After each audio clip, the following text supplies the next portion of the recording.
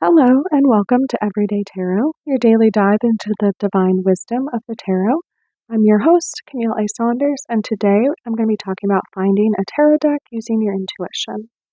Whether you're a seasoned tarot reader or just starting to explore, this podcast offers daily insights, intuitive messages, and practical advice drawn from the cards. Each episode is designed to help you connect with your inner wisdom, find clarity in your decisions, and tap into the energy of the universe. Tune in every day, Monday through Friday, for fresh perspectives and empowering guidance from the tarot as interpreted by me. So, for our main discussion today, I'm going to talk about, again, like finding your first tarot deck. So, there are kind of different ways to do this. If you have any sort of witchy stores near you, they might be called apothecaries. I would look up anything with like witch in the name. Or if you have any witchy friends or people that are into tarot, you can ask about stores they go to or where they like to get their tarot decks. Again, if you ever want to take a look at any of the decks that I use, you can go to my website, camillesaunders.com/everydaytarot, and check those out if you like any of them. I post the cards that I pull each episode, and then I also post any links to buy the tarot decks that I use, and then any of the author, illustrator, websites or links for the people that actually create them. Okay, so using your intuition. This is sort of like a whole other topic, but I would say, once you find whatever store you're hoping to go to that you hope has tarot cards, I would try to make it a date and go and explore. Maybe give yourself an hour or two to be there so you don't feel rushed. Maybe, again, like take a fun drink with you or go maybe get something after. If you don't feel like you're tapped into your intuition yet, looking for a deck is a great way to explore it. So one thing you could do is you could like ask the universe, I'm looking for a tarot deck. Will you guide me to the right one for me? Okay, so you find a store, you go in, and you can ask or maybe find the tarot deck section. If they don't have one, maybe ask if they know any stores nearby that might have them or if they have any recommendations. Sometimes there are tarot decks in unexpected stores, like bookstores, grocery stores, coffee shops, anything like that. If you heard my first deck story, which was one of my earlier episodes, you'll know that I found mine at like a clothing boutique, not what I would have expected. And it was the only deck there, actually. So if you want to check out my first deck story, you can go to episode 2 where I talk about that. Yeah, so take a look at whatever decks you find and think about what's important to you. And you could do this even before you go, but what kind of art do you like? Do you like collage? Do you want like digital art? Do you want, like, I have a deck that's watercolor painted? Um, some are hand drawn, things like that. Is there a topic you're interested in? Like they make decks that are all about plants, or there's a cat tarot deck.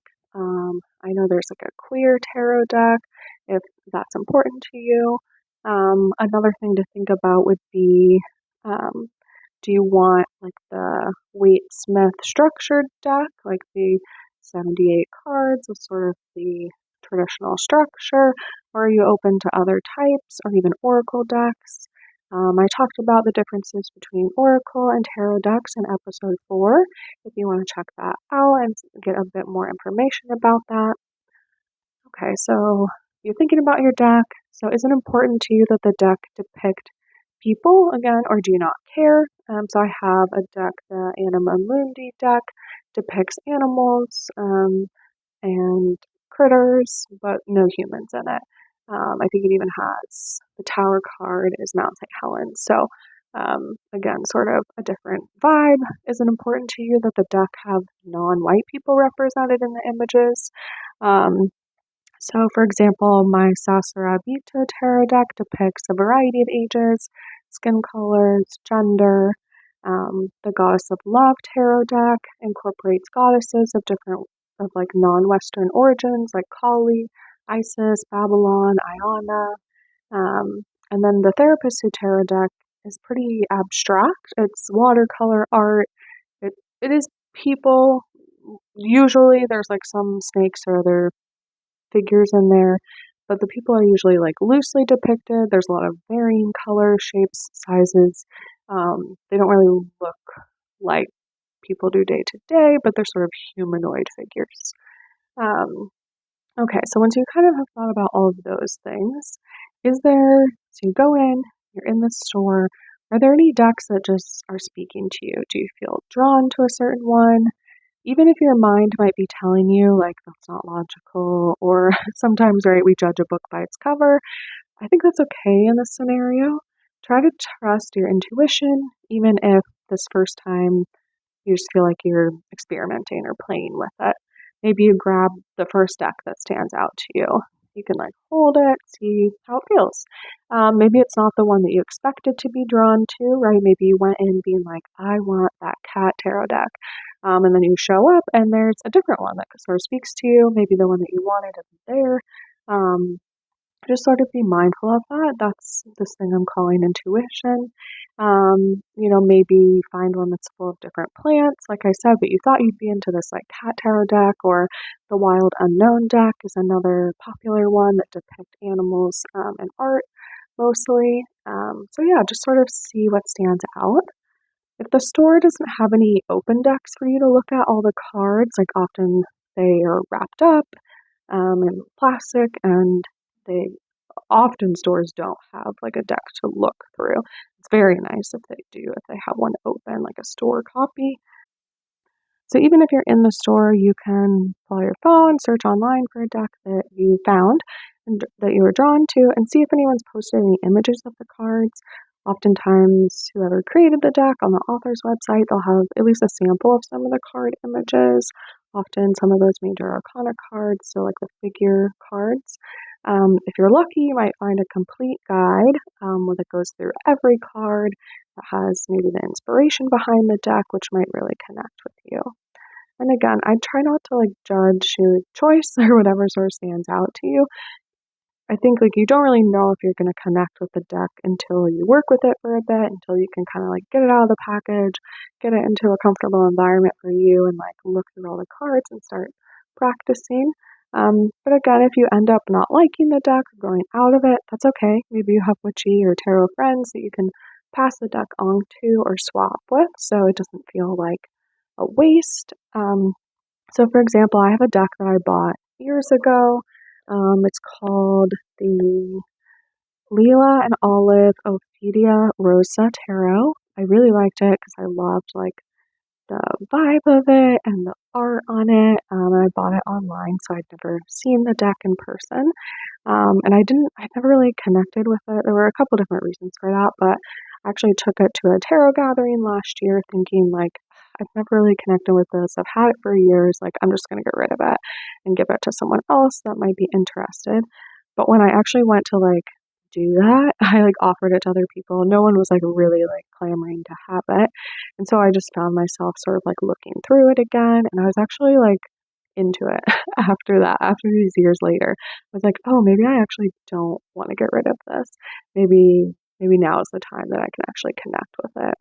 And I was sort of marveling at some of the cards. So sometimes it just takes time and the cards might find you like at the right moment. At least like that's what I believe. Okay, so I'm going to wrap it up there for today, thinking about your intuition and finding cards. So yeah, let's dive in and see what the cards have to say today. Okay, so the deck I'm going to pull from today is actually that one that I talked about not really connecting with before, the Leland Olive Ophidia Rosa Tarot deck. So yeah, I actually shuffled and three cards came out, and they're all swords cards and they're all reversed. So pretty interesting. So I'm going to go through, this one has a booklet, but again, it's pretty brief as to what it says for the card. So I'm going to be doing maybe a little more like explaining or interpretation today. So the first one I pulled is the King of Swords. So in the booklet here it says, stems stronger than pens, leaves bolder than ink, so aware of this fortune we never would blink. So this is part of why I like didn't totally love it in the beginning. I find it a little cryptic.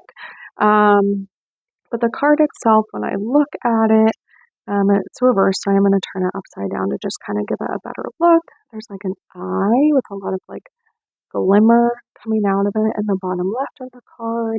And then there's like two different kinds of flowers, actually three different kinds of flowers and like stems. Um, so again, kings are sort of like the last card of a suit. It goes, ace through 10 and then page, knight, queen, king. So often it's like a completion or maybe like the stronger essence of like the suit. Um, and yeah, stems stronger than pens, leaves bolder than ink, so aware of this fortune we never would blink. Right now, it's sort of making me think of like stems and leaves, right, are like all these plant things, and then pens and ink are more like the, I don't know, academic, heady version of things. And I guess for me personally, right now, I'm thinking about scripting these podcast episodes. For a lot of the first ones, I've written down a lot of details of everything I want to talk about, especially because I'm doing these bigger topics. But the vibe I'm getting from this card is sort of telling me, like, you know, the ideas and the topics and how I feel about them is what's the more important thing, like the stronger thing, and that sort of the more tedious, like pens and ink. Um, Maybe I don't need to be like working so hard on the scripting part of it or being worried or kind of getting caught up in perfectionism around that, and instead just sort of like go with the vibe. So yeah, that's kind of what I'm getting from that one. So the next card I pulled is the Three of Swords, again, also in reverse. And this one gives me more like intense energy. It's got like a very spiky, thorny plant with like a lot of stems in the middle of the card, and then it has two snakes like on either side. So again, I'm going to look at what the booklet says here because I'm still sort of getting to know this deck. So for the Three of Swords, it says, "From heartbreak and loss, we are severed and spiny. Those thorns will protect us while we're budding out wildly."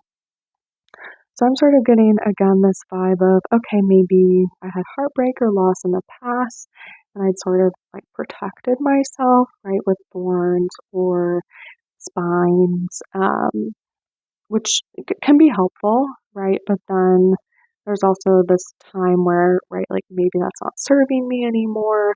Again, sort of being like overly protective was maybe like stopping me from allowing myself to flourish.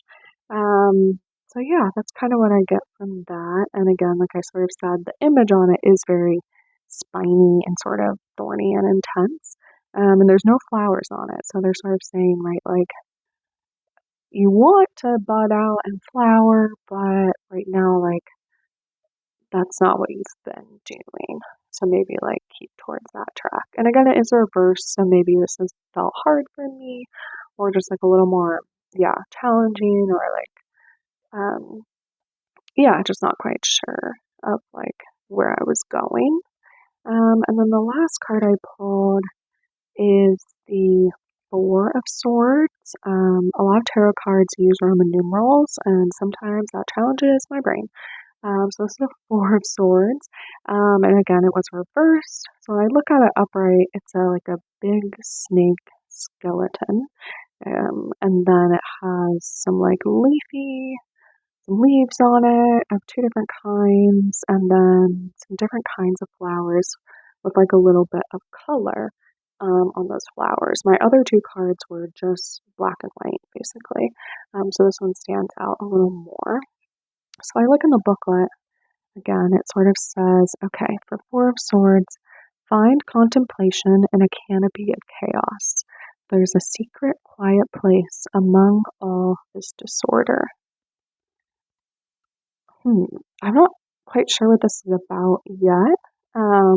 But it sounds like it's trying to tell me that, right, maybe things have felt chaotic or just sort of like I'm not quite sure.